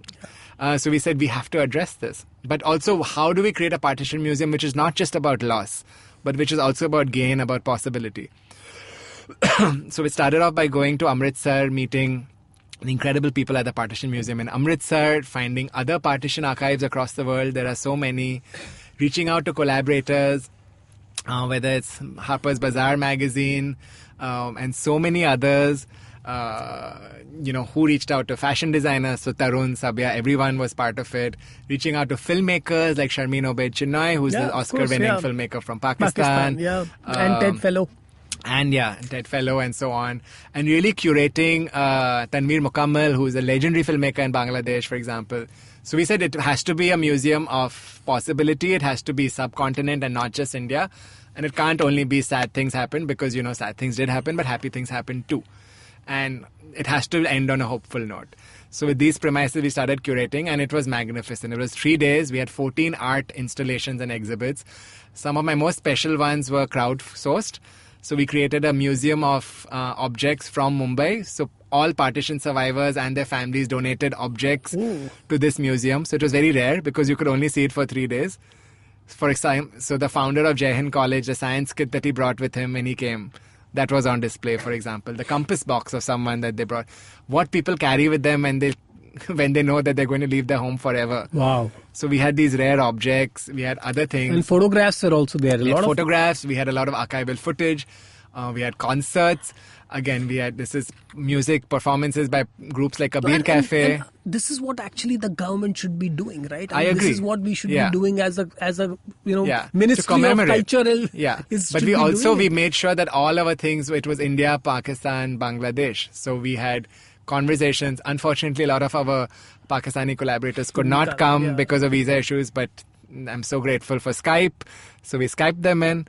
Salima Hashmi ji, for example, was amazing. Sharmeen Skyped in. Sharmeen sent us films that she had made for the Manchester Museum because, again, it's also 70 years of Pakistan. Yeah. And her films are being shown in Manchester, but not in Lahore. Yeah. So her films came about partition, went to Manchester, and then came to us.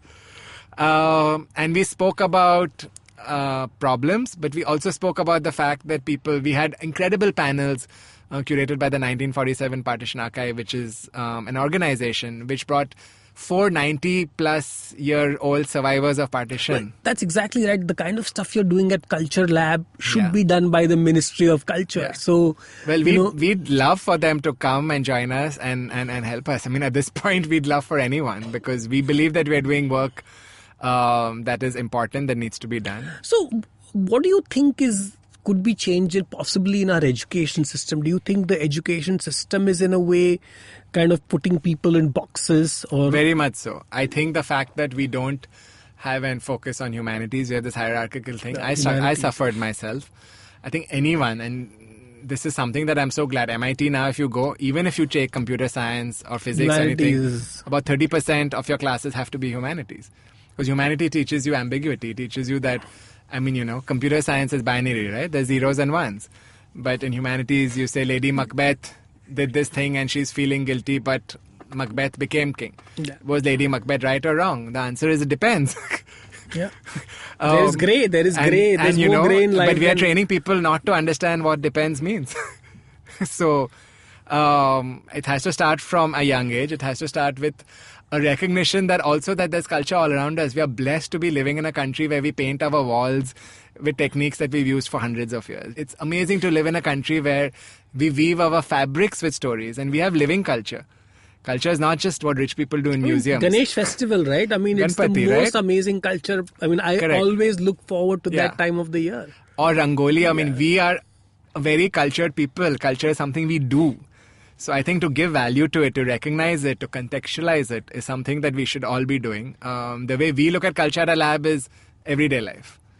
What we wear, what we eat, what we do. It's not just opera or dance or a performance or a screening. And it's amazing to see that all this is happening from a patronage of a corporate and not a government or not an NGO, but a corporate, a for-profit company who's doing it, which is the most incredible thing. And hats off to Godrej and Nisa and all the folks out there to have a vision like this, right? Because if corporates in India, each one of them can take a big problem, right? I mean, we talk about sanitation, Swachh Bharat. Unfortunately, we know that, there's a lot to be done around Swachh Bharat or even sanitation. You know, all these are challenges. We are talking of 2018. And I really believe that, if corporates take this a little more seriously with what Godrej itself has done, it can change. No, I believe so, because I think I was saying earlier, I don't think corporates should do it from a sense of this is CSR or this is feel good. I think it's out of corporates' enlightened self-interest to do it. Because when you are looking at issues that people are not talking about, you're also looking at potential markets. Right? When you are addressing issues based on gender, I mean, women are 50% of your market in India. So if I'm doing feminist film festivals and conversations on the futures of feminism, if you're at Godrej, you should be attending, and other people should be attending and understanding. And another very, very big issue, which, is again a huge problem in India, is women's participation in our workforce. Completely. India has possibly one of the lowest percentage of women in the workforce. I think less than 15%. No, it's horrible, and it doesn't get better in corporations. And unfortunately, at every stage, at entry level, it's 50% at Godrej and others. But at every stage, women drop out. Post-marriage, women drop out. China, post-child, they drop out. Women are higher in certain places than men. And I think we cannot build a country which is going to be a global superpower with only 15 or 10% women participation. And forget about all the other classes, right? So you can't even just build a country. I think as a company, you can't even build a market. Because what products will you create if people who are making products are men? I mean, you can't. 90% of them, Right, 90% of innovation teams are men, right? On what basis will you create for 50%? You can't. But it's not just that diversity, right? It's class-based diversity. If everyone in our organization has gone to engineering college and a business school and has lived in a flat, how will you create for the 50% or more of India who lives in informal settlements and doesn't have a bathroom in the house? I mean, you cannot even think of it.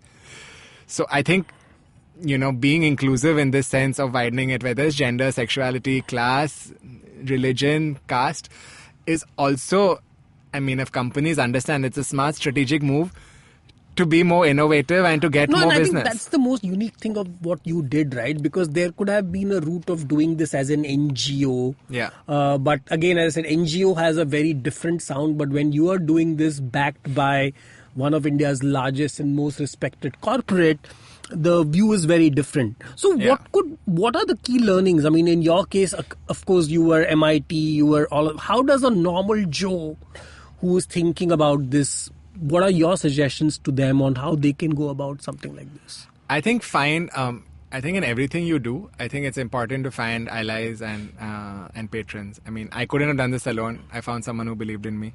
So if you're in a college, if you're in an institution, you want to do something, find a teacher who believes in you, speak to the principal, find other classmates, do proof of concept. I think it's very important. Culture Lab also, we've not been running for 7 years. We have very high standards. We have very high goals. And how big is your team then? It's 3 permanent people. Okay. And 2 young students. It's 5. That's it. 3.5. And you take a lot of interns, I presume. No, these 2 people are like yeah. So it's 5 people. That's it. But we have we have support, right? For example, if we do an event in a Godrej auditorium, the entire facilities team helps us if we do something. So it's 5 of us, but then we, with our jugaad, tap into the entire Godrej universe when we need it. Yeah, and of course, with your TED connections, you are connected to the whole world. So we punch way above our weight in terms of, if you see our website, if you come to our events, you would think it's a 30 or 40 people team running it. But we're very small and lean. No, and the production is so high quality. It's high quality. I had been to that Genda Full Holi event, which was so beautiful. Yeah, that was, everything we do, because we operate from, we want to serve. So if you go to our website, indiaculturelab.org, all our videos are available. You can see it. All our events are free. All are open to the general public. All are followed by a reception. And sometimes we have fun curating the food menu even before we do the main event. And our aim is to create opportunities for people to share their work, and also for people, again, we do it all because we really want people to connect with each other.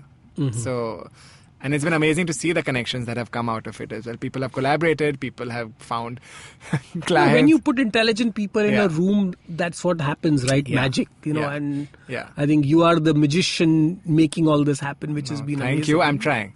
And that's the whole point, right? Yeah. I mean, keeping on doing this is more important. And now you are, just 42. You have a long life ahead. Yeah. So what are you going to do in the next 5 to 10 years? Have you thought about anything yet? Yeah, I'm actually now, I'm a TED Senior Fellow, and one of the advantages is that you get a coach. Yeah. So I have an amazing coach. Can you say who's your coach? No, I'll ask him if I can. I'll tell you later. But he's in Spain. I can tell you he's in Spain. Okay. And we have incredible. So one of the life coaches. Yeah. It's a life coach and a leadership coach, and I'm really blessed to be working at doing what I'm doing. Yeah, I can connect to some amazing people. So what I'm really doing is working on legacy, and my legacy is a mixture of things I've done and leave behind.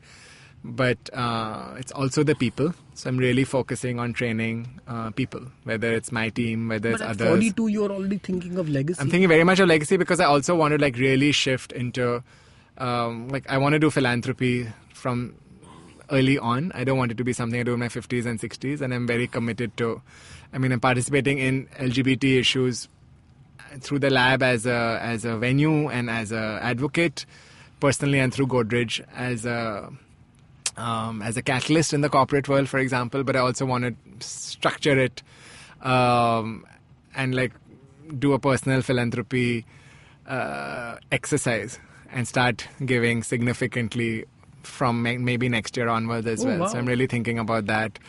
But yeah, I'm thinking about legacy at this point, how the dots add up. And another book is in the coming? So I think I should, because it's time. And there's so much happened, man. There's so much happened. There's so much to say. I've written non-fiction before. It might be nice. Although I'm exploring with genres. I just had a poem published in Condé Nast Traveler this month as well. So suddenly poetry has happened. We'll see. But I think the big thing is to really because we don't know, right? In today's world, we don't know. I mean, we were just discussing this, life is so random and so short.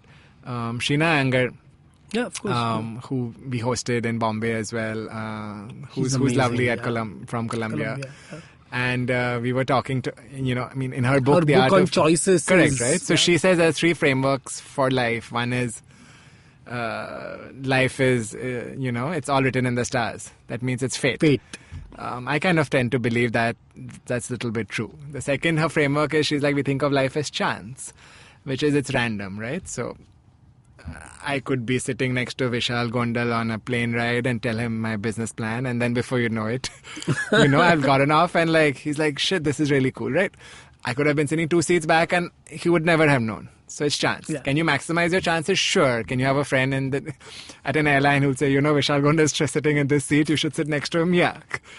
But you can only maximize your chance up to a certain thing. Yeah.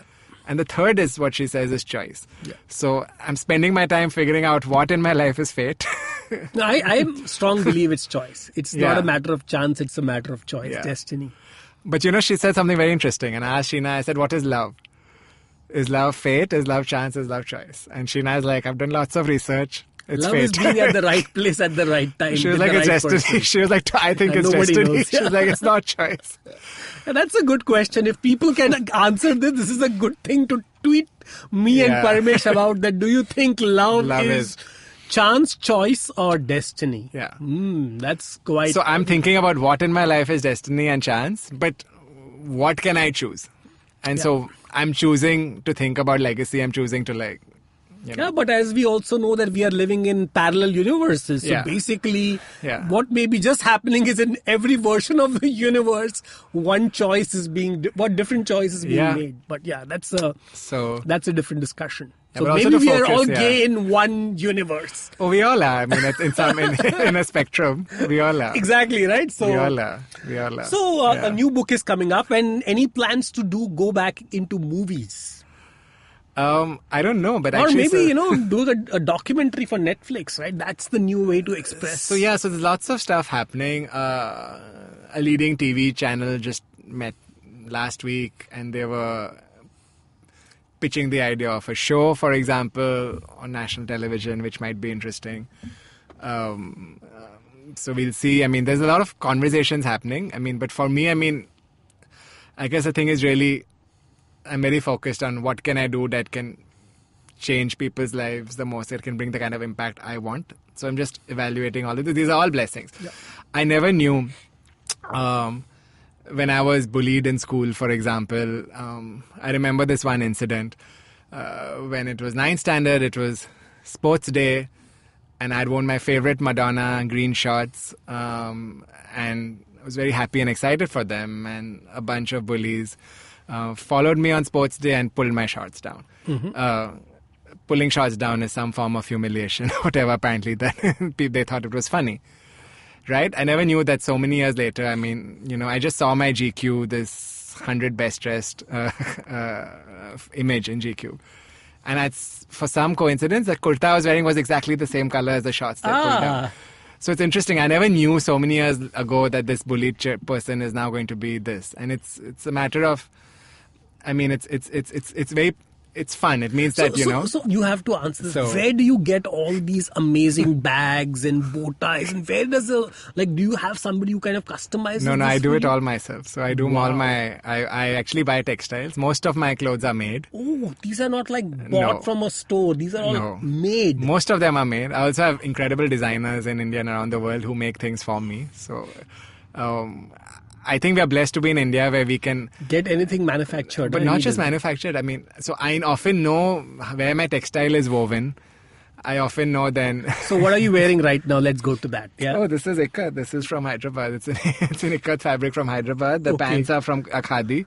Wow. I bought the fabric from Khadi. I only know it is red in color. That is my definition of fashion. But you can even name every button and where the button is. So I buy my button separately too. I mean, that's the thing. Yeah.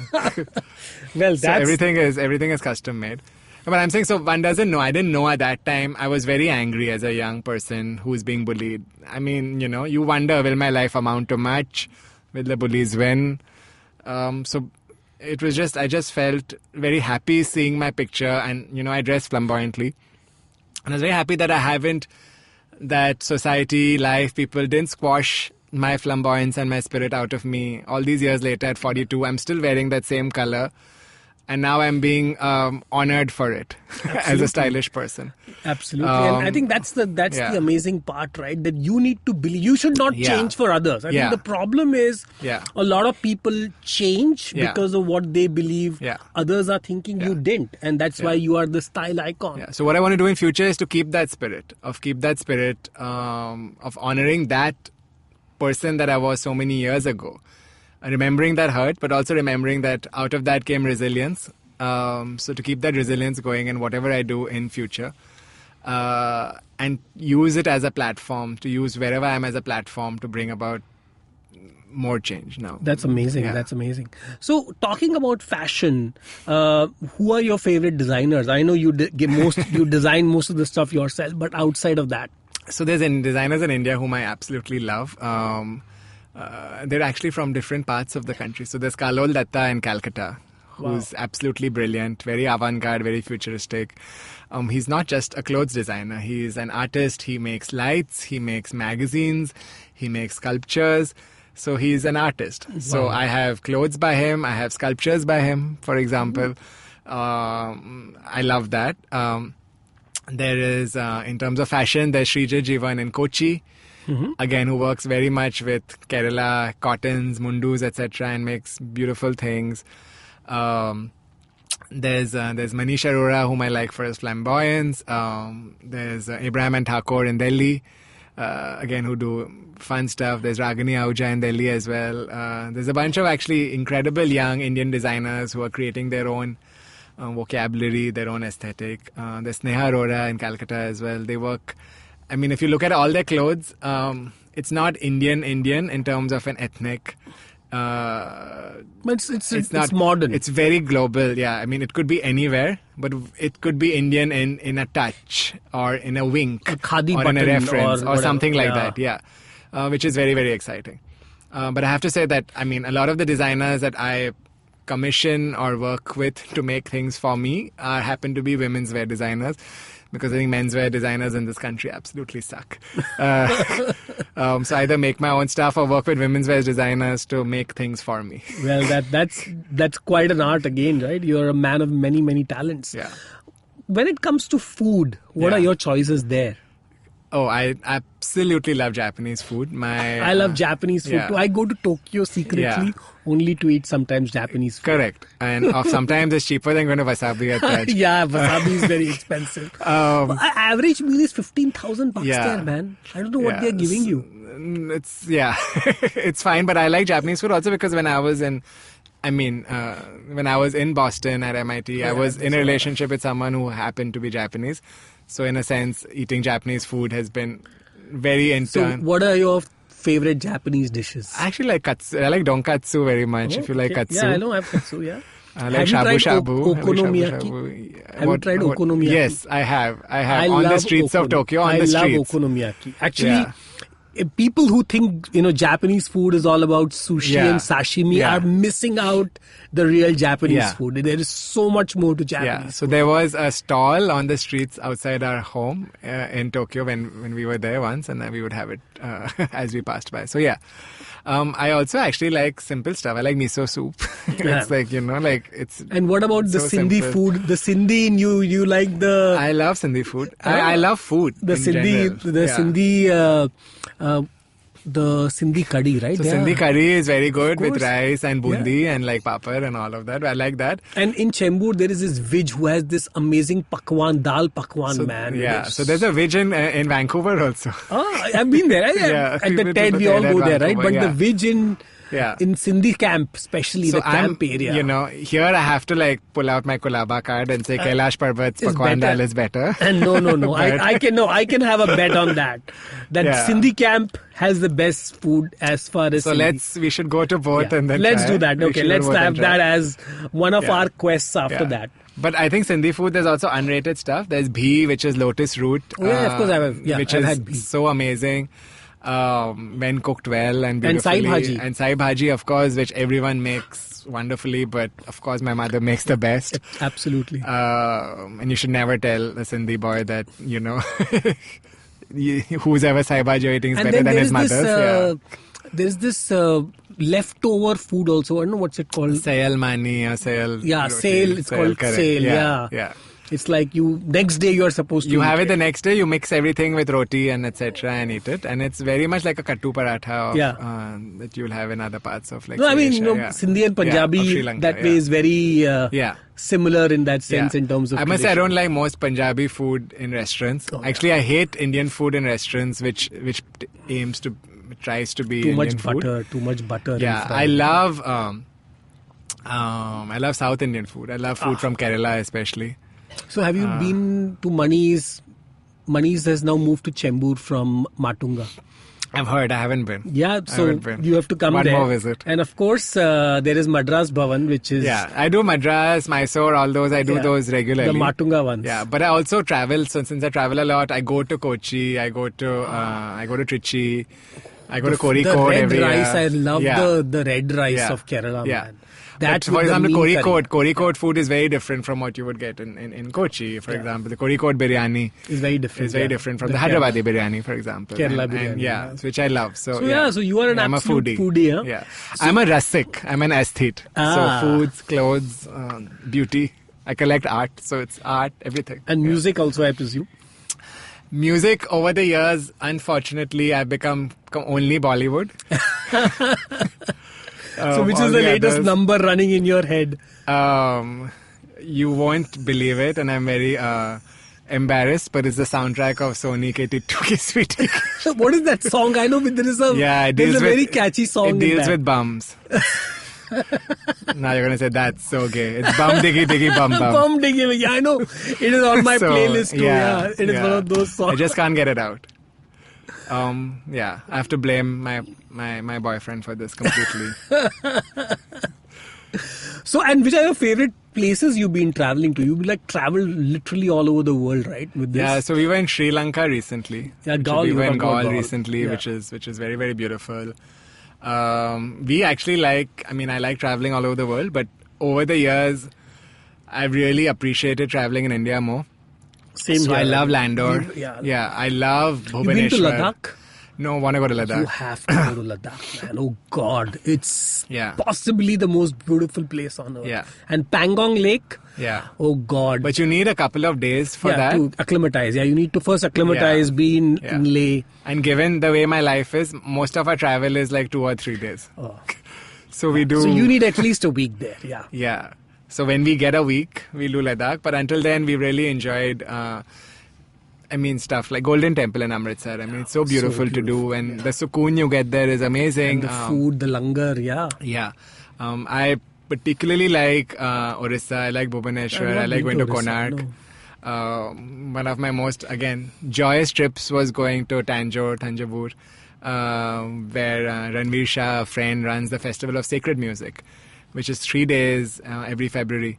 Wow. And the concerts are held in temples, in abandoned palaces, on the banks of the river. Imagine thousands of diyas lit, Wow. music playing, hundreds of people. It's magic. We have all of this. We have lived culture in India. These are not museums. These are real. So when there's a concert happening at a temple, the bells are ringing in the temple next door because it's a live temple. So just to discover that magic and to appreciate that we are part of an ancient lived civilization is so special. So And how do you unwind? Reading and Netflix. So what are you watching on Netflix now? I'm rewatching House of Cards because I'm anticipating the Wild next Wild season. Country. Have you seen that? I haven't seen Wild Wild Country. God, man. Yeah. This Rajneesh is Yeah. a... Yeah, but I've become God. obsessed with, since I love fashion so much, I'm seeing a lot of fashion documentaries. Oh, there are lots of So I love Dries. I just finished Dries. I'm seeing, the one about the Vogue Fashion Fund. I do a lot. But I also unwind. I'm a big fan of dusting. Dusting. Yeah, so I unwind by dusting all my art. Ooh. So you have a special duster for that? yeah, I have different dusters and For different kinds it takes of- me 2 hours to 3 hours to How dust big all is my your art. collection, man? I have to come and see Yeah, it. you should come and see it. Yeah. Wow. So You've been collecting for a long on, time, huh? I put on my Amazon Alexa. I tell her what I want. And while the music is playing, I'm dusting. And that's like, to me, meditation. It's a Wow. close second is ironing clothes. But I prefer dusting my art. Wow, that's I'm that's a very- good way to unwind. And by the way, apparently dusting and even doing household chores Yeah. is one of the best ways to Yeah. unwind. Actually, a lot of Yeah. people do that. I'm very like gharelu and like a good housewife at home. I can do it all. You are the gharelu housewife who's changing the world at the same time. That's the Yeah. difference. Books which you recommend, of course, apart from your own book, which everybody should read, Yeah. Gay Bombay. Yeah. What is the other book you recommend? So I love the city so much. So for anyone who is in Bombay or wants to know about Bombay, there's 3 books I recommend about Bombay. One is Gay Bombay, to look at sexuality and technology. The other is an amazing history of Bombay. It's called Mumbai Fables. It's by a Princeton historian called Gyan Prakash, who also incidentally wrote the screenplay he wrote the story for Bombay Velvet, which Anurag made as a film. But I think Mumbai Fables is amazing because it tells you the history of Bombay. And 9, it's like this noir, fast-paced, sexy telling of history. History has never been so cool. Wow. And you really get to understand what made us who we are, whether it's the Nanavati case, whether it's, the different kind of land grabs. And the so food, on. maybe the food of Bombay, right? Yeah, So unique. there's no food in this, but it's an incredible book at the history of what, Okay. and so much of what we are today, our nature, is because of the stuff we've been for the past 200 years. Another amazing book is called Beyond the Beautiful Forevers. It's by Catherine Boo, and it's about life. She spent about 15 years observing life in a Bombay slum. 15 years. Yeah, she spent a lot of time. And so it won the Wow. Pulitzer Prize. So to understand Bombay, I think we need to understand our history. We need to understand informal settlements because slums make up more than 50% of our settlements, people. yeah. And I need to understand desire, which you can understand through my book. So that's 3 for Bombay. But I think in terms of your own life, I think Happiness Hypothesis by Jonathan Haidt has been really amazing, where he speaks about how really happiness is a function of your genes, but also very much of your circumstances and then choice. Exactly what Sheena talks about in her own book, in that sense. So I think it's very, very important to understand you can't control your genes, but you can control put yourself in certain situations or not. And in whatever situation you are, you can control what you can do about it.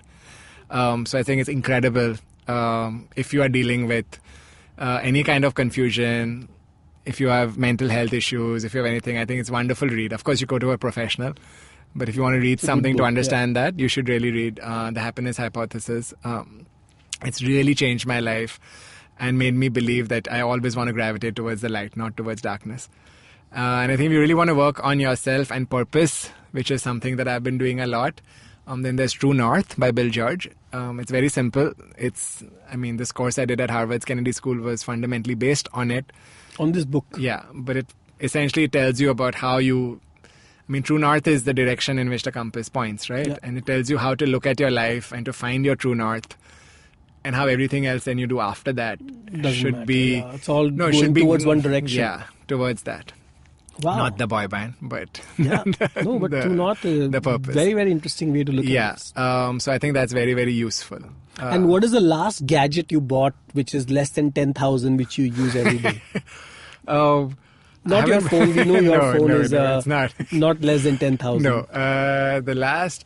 I any actually gadget, bought... yeah. Well, a gadget could be anything. So in Sri Lanka, I bought my partner a pair of really wonderful handcrafted wooden sunglasses. Wooden sunglasses. Yeah. So Wow. that's a gadget, and we use it. And Yeah, wooden sunglasses. Well, and yeah. is there a brand or you could just go and... it was at Paradise Road, this artisanal store in Colombo, and they stock mostly a bunch of amazing Sri Lankan artisanal products. So it was from there. Okay, and if you were given a time machine and you could either go in the past or the future, Yeah. where will you go and what would you do? So I would go... this is interesting. I would really... I think the point of India's independence is very interesting. I think given the people that were around, whether it's Ambedkar, whom I admire so much, whether it's Nehru, whether it's Jinnah, whether it's right. They had to make some tough choices. They had to make some tough choices. So I think I would go into that moment. Into the past, in the partition. Yeah, or partition or pre-partition, because there's a bunch of things that happened in terms of rights, right? I mean, one is the partition of the country, which led to so much misery. But the second also was the fact that, say the tension between Nehru and Ambedkar and the constitution being written, an incredible constitution being written, but then the disappointment of Ambedkar with the Congress party after that and everything else that happened. I think that moment, partition, constitution, that moment is such a significant moment. I don't know if I want to change it, but I want to observe it, and I want to maybe with the wisdom of hindsight tell them that other worlds are possible, and please really be careful about what you're doing now, because 70 we are years suffering later, the consequences now. Yeah. I think working really with and trying to create a more equal India, and we could have done it at that moment. We did it at the constitutional level, and that is the greatness of Baba Saheb Ambedkar. But unfortunately, we let that vision down, and we let that constitution down every day. We don't honor it in practice. So to go at the moment where you could. And finally, since you are already working on your legacy, what do you want to be remembered as? I want to be remembered as a fabulous sex bomb. Well, you're already there. You're already there, I guess. Yeah, I think that's very important. I think one of the things if I've learned is to be light about stuff. You can be very serious. And I don't want to be remembered for anything. I want to be remembered completely for my fabulous personality and my incredible, your amazing fashion. You're already the style icon. And my amazing fashion collection. So if there has to be a museum of Parmesh, it'll be with my clothes and accessories. Well, all I can tell you is I'll be the first person in that museum, Parmesh. It's been an absolute pleasure. I learned so many new things. It was so much fun talking to you, man. I think we can go for hours and hours. I think we cannot stop. But right now, what we are going to do is going to get you back here, because there is so much more you're doing. Yep. It was an absolute pleasure having you on the show, Parmesh. Thank you, and I really enjoyed being on it, and thank you so much.